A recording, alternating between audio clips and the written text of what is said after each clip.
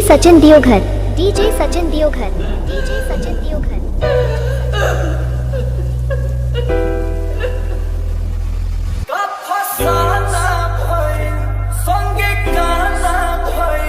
जब से मुजरिमी तो हर हो दीवाना जाने छोड़ो बात अब नहीं के सहाते हैं सूखा पड़न बात खो जाता साथ बेरी बेरी तू याद पूरा नशा कर लूटा जा तय हो जाने दुनिया के प्यार ही देखावे आजा सिनुरा लावे आजा किए हो जाने हमारा के आँखों बनावे आजा सिनुरा लावे आजा।